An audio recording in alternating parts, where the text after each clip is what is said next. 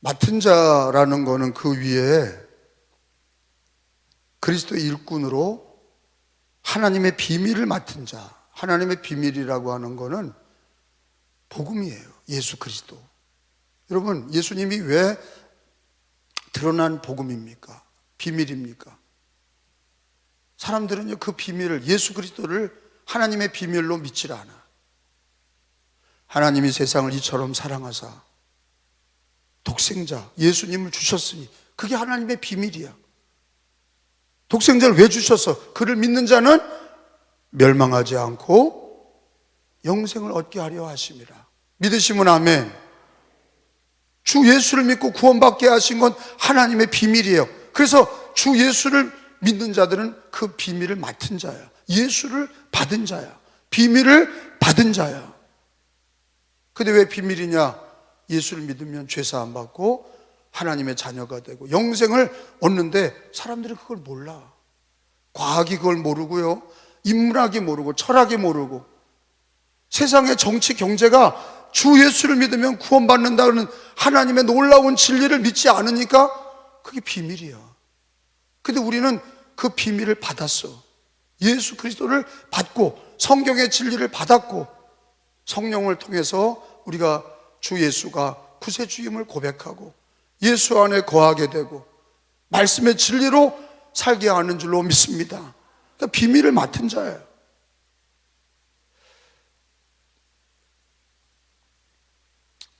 여러분, 우리가 충성이라고 하는 단어는 오늘 성경에 보면은요, 맡은 자에 구할 것은 충성이다 그랬는데 충성하겠다고 그러는 사람들은 나중에 변질되는 경우도 많아요. 예수님의 제자들도 주를 위해 충성하겠다고 그랬지만 변질돼서 다 도망갔어요. 그러니까 충성이라고 하는 말은 인간에게서 오는 게 아니에요. 그걸 꼭 똑바로 알아요. 사랑도, 사랑이라는 거, 믿음이라는 거, 이런 거가 우리 인간에게서 지정의에서 나는 거냐? 아니라는 거. 절대 아니에요. 하나님이 주셔야 돼. 충성도 하나님이 주셔야 돼. 그래서 성령의 열매예요. 갈라디아서 여러분 찾아보겠어요. 갈라디아서 5장에 보면 그 충성이라는 단어가 인간에게서 오는 게 아니에요. 많은 거를 배웠다고 그래서 그 사람의 인격이 좋아서 뭐 그 사람이 뭐 어디에서 뭐 충성했다고 그래서 충성하는 게 아니야. 22절에 보면 성령의 열매다 그랬어요. 시작. 오직 성령의 열매는 사랑과 희락과 화평과 오래 참음과 자비와 양성과 충성과 온유와 절제니 이 같은 것을 금지할 법이 없느니라. 따라합시다. 오직 성령의 열매는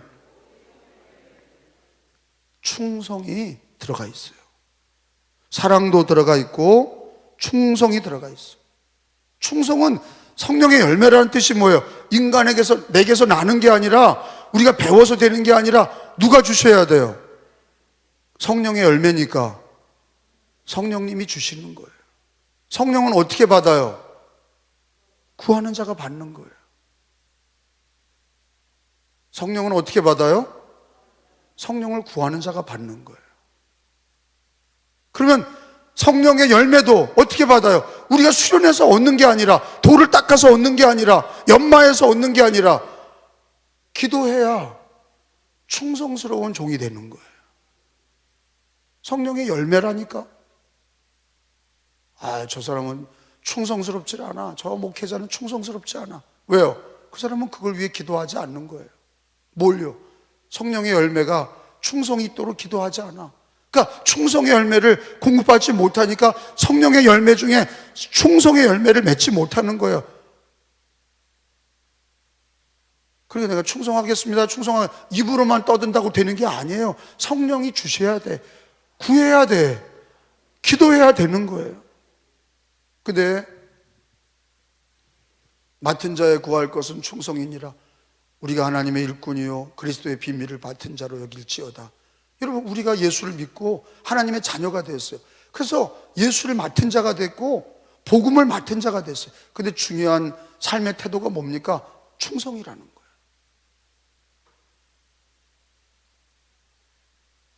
여러분, 사회에서도, 우리 유교 문화에서도요, 그 충성은 누구한테 하는 거예요? 유교 문화권에서. 기독교 말고 유교 문화권에서 충효, 이거는 우리 대한민국의 유교 질서의 조선시대 때부터의 근간이야. 충효 사상 알잖아요. 충효. 그러니까 믿지 않는 사람도 뭐를 귀하게 여길 줄 알았어? 충성과 효도, 이 두 가지는 예수를 안 믿을 때부터 우리나라 사람들이 귀하게 여기는 성리학의 근간이야. 성리학의 근간이 충과 효야. 그러니까 그거를 못하는 사람은 뭐라고 그래요? 저거 쌍놈의 자식이라고 그러는 거예요. 임금에게 충성 안 하고 지 부모에게 효도 안 하는 거를 쌍놈이라고 그랬어요.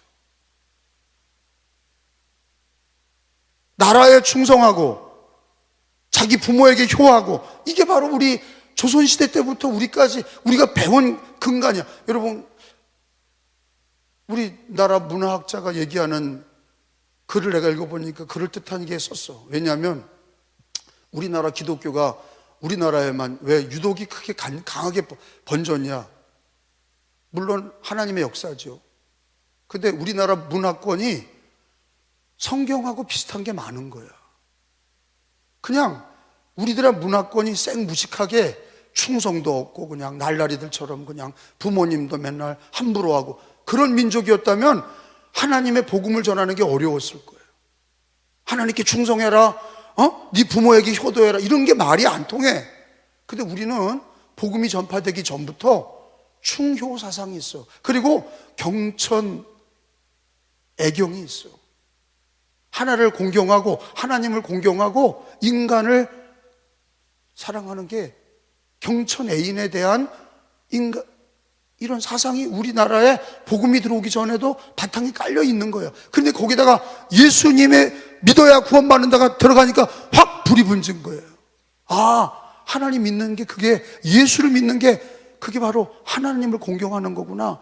예수를 믿는다는 게 그게 십계명이 내 부모를 효도하라는구나. 그게 성경에 다 나오는 거야. 아, 그러니까 유교의 완성은 예수님이야. 유교가 인간적으로 학문을 만들어서 충효 사상을 만들고 그렇게 했지만 사실은 기독교 복음이 그거를 완성한 거예요. 예수 그리스도가 하나님의 아들로 하나님을 공경하는 걸 가르치셨고 십계명에 내 부모를 효도하라고 가르치셨어요. 여러분, 먼저 우리가 충성하는 거는요, 조선시대 때도 임금에게 했어요. 왜? 아니, 나라가 임금 거거든요. 왕정시대에는요, 백성과 짐이 곧 나라야. 나라는 짐 거야. 백성은 내 백성이야. 그게 임금이에요. 근데 우리의 임금은 예수야. 그렇잖아요. 우리의 임금은 예수님이세요. 나의 왕, 나의 임금, 나의 주인, 그게 예수님이시잖아요.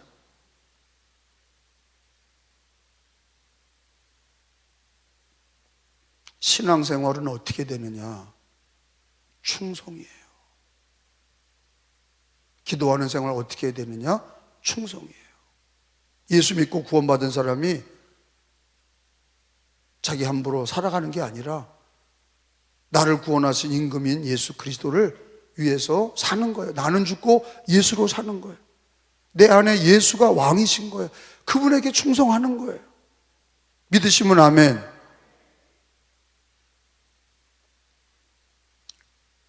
그리고 우리의 임금이신 예수 그리스도께 충성하고, 맡은 자에 구할 것은 충성이니라. 교회 생활은 충성이에요. 경건한 생활, 말씀 기도도 충성하는 거고, 봉사하고 헌신하는 것도 충성하는 거예요. 제가 어저께 우리 이제 연예 직원들 있잖아요. 연예 직원들, 그리고 본부 직원들이 있어요. 우리 연예 직원은 3명이 있어요. 오늘 5월 1일 날 메이데이라고, 노동절이라고 쉬겠다는 거예요. 또 내규에도 그렇게 돼 있대. 제가 감독돼서 5월 1일을 처음 맞이한 거예요. 제가 그랬어요. 당신들이 목회자고 헌금으로 연예가 건물이 세워졌고 헌금으로 당신들이 녹을 먹는데 너 당신들이 스스로 노동자가 될 거냐? 내가 그랬어요. 주의 종이 노동자냐? 그 내규를 내가 바꿔줄게. 내가 그랬어요. 아니, 목사가 주를 위해 살고, 아니, 헌금으로 자기 삶을 사는데 스스로 노동자가 돼서 쉬려고 그래요. 노동조합을 만들고 노조를 만들고 쉬려고 그래요. 아니, 세상 사람들은 노동절이라고 쉬어도 돼. 근데 적어도 주의 종들은 노동절날 쉬면 안 돼. 왜? 스스로 노동자가 되는 거예요. 자기는 주의 종이라고 하면서 왜 노동절날 쉬려고 그래요? 왜? 충성되지 않은 거예요. 당신은 돈 빼먹으려고만 그래. 사꾼이야. 제가 그랬어요. 아유, 그러네요. 듣고 보니까 그러네요. 이번만 그러면 봐주세요. 그래. 총무는 나와서 근무해. 그리고 간사들은 자기들이 내 의도를 모르고 쉰다고 약속들을 해놨으니, 건강검진 뭐 이렇게 맞는다고 그랬으니 부하들만 쉬어. 총무 나와서 근무하시오. 자기의 위치를 파악하지 못하는 게 왜 그래요? 주님 앞에 충성하지 않으니까 그러는 거예요. 자기의 시간을 오버한다고 생각하는 거예요. 아유, 뭐 퇴근 시간 됐는데 뭐 남아서 일합니까? 우리가 무슨 근로자입니까? 정시에 출근해 정시에 퇴근하고 밤 11시라도 갑자기 누가 어려워지면 가는 거예요. 가서 예배 드려주고 신방하고. 그게 119 구조대는 왜 매일 5분 경계로 출동조가 있어요? 환자들에게 맞추는 거예요. 그러니까 119가 훌륭한 거예요. 구조대원이 훌륭한 거라고. 아, 근무 시간 끝났어요. 왜 그래요? 나는 안 해요. 근무 시간 끝났어요. 충성이 없는 거예요. 누구에 대해서? 우리는 하나님과 그 아들 예수에 대한 충성도가 있어야 된다는 거예요. 할렐루야. 여러분, 성경에서 하나님 얘기하세요. 너희는 충성해야 된다. 왜? 너희가 맡은 자다 말이죠. 하나님의 일꾼이고 너희가 그리스도의 비밀을 맡은 자로 여길지어다. 그리고 너희는 하나님의 비밀을 맡았으면, 그리스도의 복음을 받았으면 너희는 주 예수 그리스도께 충성해라.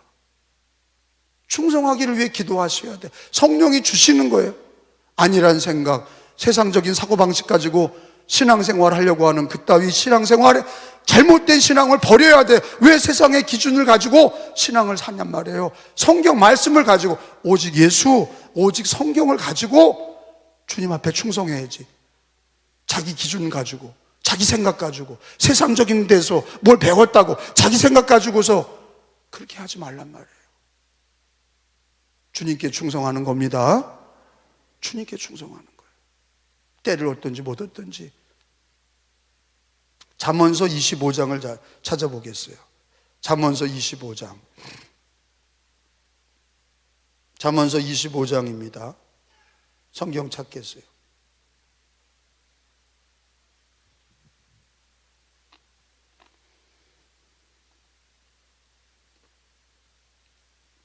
(13절) 잠언서 25장 13절 같이 읽습니다. 시작.